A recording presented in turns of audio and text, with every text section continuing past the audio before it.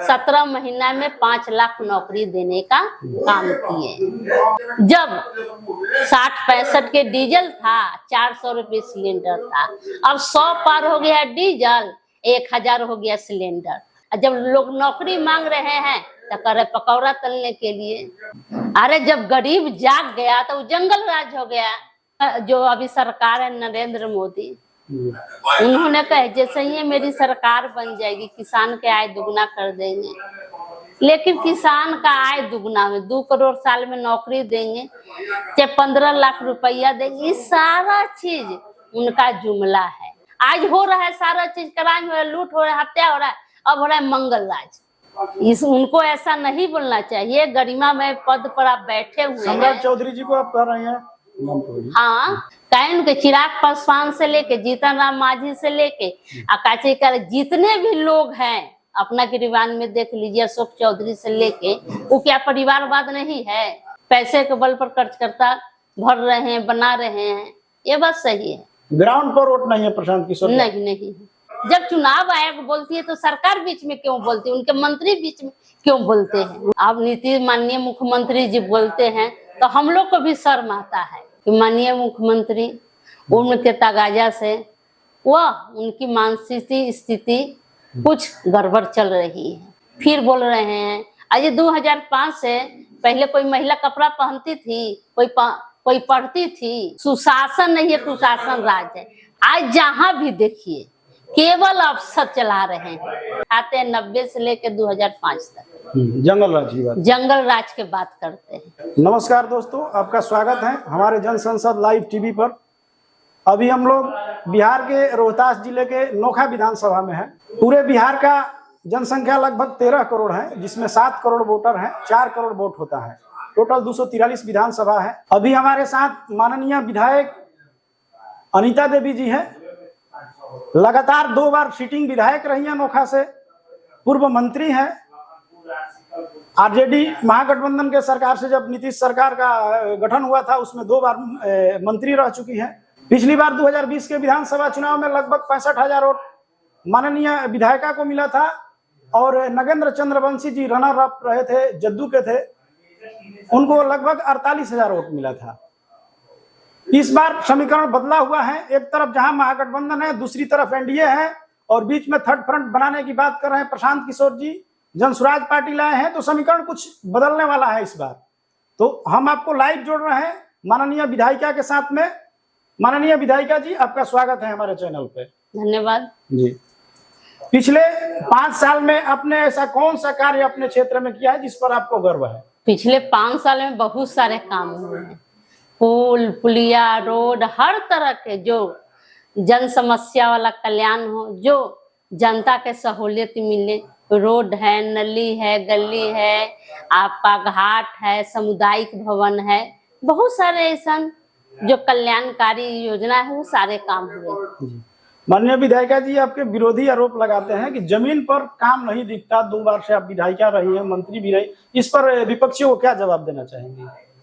विपक्षी का काम है केवल लोगों को पक्ष आरोप लगाना। अभी तो वो सत्ता में है फिर भी आरोप लगा रहे हैं। जाके क्षेत्र में जाकर देखिए कि हर ऐसा गांव नहीं है जहां फंड योजना नहीं गई है। हर गांव में हम लोग का पैसा भी सीमित है, लेकिन उसमें भी हर गांव में योजना पहुंची है। कोई ऐसा गांव नहीं है जिसमें काम नहीं गया है।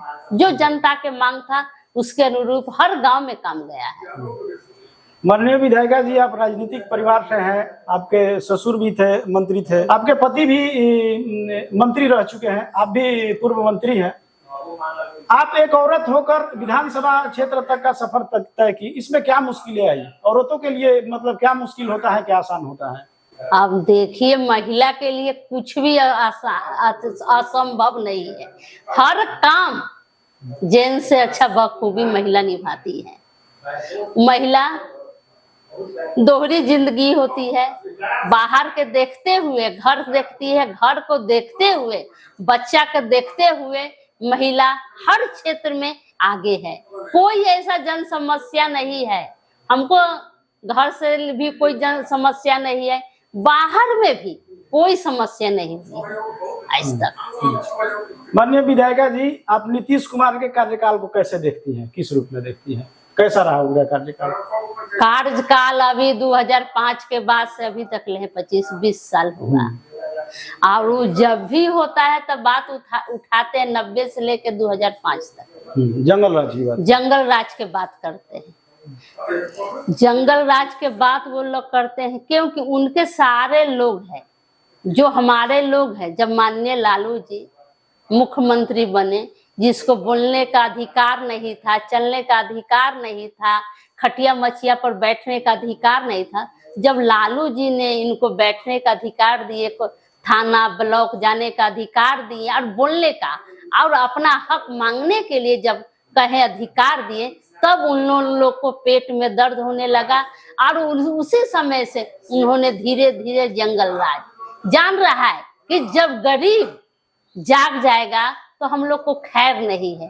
अब गरीब लोग सारे जितने गरीब है जाग गए हैं, अपना अधिकार जान रहे हैं और अपना अधिकार मांग रहे हैं। आज माननीय लालू जी का देन है कि हम लोग जैसे लोग आज खटिया मचिया छोड़ विधानसभा के जो लोकतंत्र के बिहार के सबसे पवित्र मंदिर में आज उनका देन है कि आज विधायक मंत्री बन के बैठे हुए हैं। जितने भी छोट कास्ट अपर कास्ट जितने भी लोग हैं आज उनका देन है माननीय लालू प्रसाद यादव।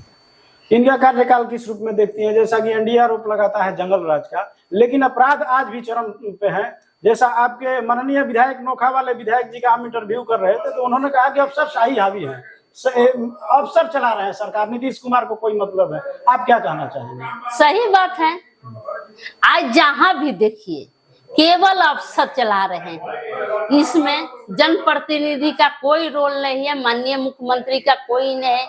उनके जितना भी अधिकारी है वो सारे चला रहे हैं। आज देखिए सुशासन नहीं है, कुशासन राज है। हर तरफ मार पीट हत्या तो आए दिन हो रहा है, लूट बलात्कार। माननीय विधायिका जी, आपकी पार्टी आरजेडी आरोप लगा रही है नीतीश कुमार पर। नीतीश कुमार की मानसिक स्थिति अब ठीक नहीं है कि मुख्यमंत्री बन सके, मानसिक और शारीरिक रूप से थक चुके हैं। इस पर आप क्या कहेंगे? ये तो बात सही है कि माननीय मुख्यमंत्री उम्र के तगाजा से वह उनकी मानसिक स्थिति कुछ गड़बड़ चल रही है। बोलने को कुछ बोल देते हैं कुछ। अब विधानसभा में ही देखिए लड़का लड़की के का बोले, फिर बोल रहे हैं। आज 2005 से पहले कोई महिला कपड़ा पहनती थी, कोई पढ़ती थी। अब बताइए, हम लोग भी 2005 से पढ़े हैं, टीचर हैं, उनकी वाइफ भी टीचर थी। वो सारे जितने भी हमारे जिला में अभी भी IAS आई हैं, DM, वो भी तो 2005 से पढ़ी लिखी हैं। ऐसा नहीं है कि 2005 से पहले महिला नहीं पढ़ती थी, विधानसभा नहीं जाती थी, लोकसभा नहीं जाती थी। इससे पहले राबड़ी जी भी, माननीय राबड़ी जी भी मुख्यमंत्री रही। बहुत सारे ऐसे अधिकारी हैं, IAS है से 2005 से पढ़े लिखी महिला थी, पढ़ रही थी। आज नहीं है, ये तो पहले से ही महिला पढ़ रही है, जागरूक है। लेकिन उनका टिप्पणी ये करना कि 2000 पहले से महिला पढ़ती नहीं थी, कुछ होता था जी, कपड़ा पहनती थी जी, ऐसा नहीं था। इससे दर्शाता है कि माननीय मुख्यमंत्री जी का स्वास्थ्य जो है बिगड़ा हुआ है। आपकी पार्टी आरोप लगा रही है, कुछ अश्लील बातें भी बोल देते हैं। तो आप सशक्त नारी हैं, आप विधायिका हैं, एक राजनीतिक परिवार से हैं, आप लोग सदन में रहती हैं तो क्या महसूस करती हैं? लगता है कि नीतीश कुमार जी कुछ फाउल बोल रहे हैं, क्या महसूस करती हैं आप लोग? अब देखिए, सदन में रहने पर अब नीतीश माननीय मुख्यमंत्री जी बोलते हैं तो हम लोग को भी शर्म आता है, क्योंकि हम लोग भी महिला हैं और महिला के प्रति ऐसा नीच सोच हम लोग को भी लगता है कि काश माननीय मुख्यमंत्री जी ऐसा न बोलते तो अच्छा लगता महिला लोग को। माननीय मैडम, अभी एक SIR का मुद्दा चल रहा है जिसमें लगभग 65 लाख वोटर लिस्ट से नाम काटे गए हैं। जो डाटा हम लोग के पास में आया है कि हर जिले से लगभग 2,80,000 नाम काटे गए। हालांकि अब वेरिफिकेशन हो रहा है, उसमें सुधार भी हो रहा है। आपके विधानसभा क्षेत्र का भी डाटा हम लोग के पास में आया था कि लगभग 26,000 वोट काटे गए। और आपकी पार्टी आरोप लगा रही है कि जिस बूथ पे हम लोग जीते उसी बूथ पर ज्यादा वोट काटे गए। तो आप इस पे क्या कहेंगे? ये बात सही है। पर हम लोग जीते हैं। आओ वही लोग वही वोट को काट दिया गया है। वो लोग कह रहा है कि जो दोहरा वोट है या जो मरे लोग हैं, लेकिन इतना नहीं है। अब 24 में ही विधान लोकसभा के चुनाव हुआ था, लोग कह रहे कि फर्जी, विधानसभा में भी इसी पर हंगामा भी हुआ था कि फर्जी वोट है। जब फर्जी वोट था तो लोकसभा का पहले से करवाते। अब तो इसमें जितने लोग चुने हैं, सांसद चुने हैं, प्रधानमंत्री चुने हैं, इससे पहले भी हम लोग 20 में आए हैं, सारे लोग फर्जी है। तब तो प्रधानमंत्री जब इतना 65,000 लाख फर्जी है, 65 लाख में तो उनको भी तो वोट मिला है, तो वो भी तो फर्जी है। उनको भी पद से इस्तीफा दे देना चाहिए जितना भी सांसद है। लेकिन बीजेपी वाले ऐसा कहते हैं कि ये काम तो चुनाव आयोग का है, विपक्ष हम पे झूठ का आरोप लगा रहे हैं, इस पे क्या कहेंगे अब? तो वोट का अधिकार तो वित्त विभाग से होता है, चुनाव आयोग तो नहीं। ये तो काम वित्त विभाग का है, सरकार का है। सरकार क्यों नहीं कहे? जब चुनाव आयोग बोलती है तो सरकार बीच में क्यों बोलती है? उनके मंत्री बीच में क्यों बोलते हैं? उनको तो नहीं बोलना चाहिए, उनको मंत्री बोलते हैं। इसके मतलब है कि दोनों लोग मिले हुए, जैसे जैसे वो लोग कहते हैं चुनाव लोग आयोग करता है।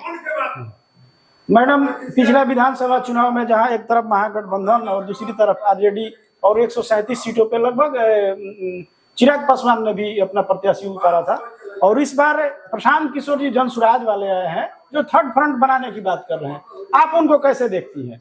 आप कुछ नहीं है ये थर्ड फ्रंट, इसी तरह अपना मन के कर रहे हैं, लेकिन कुछ नहीं है।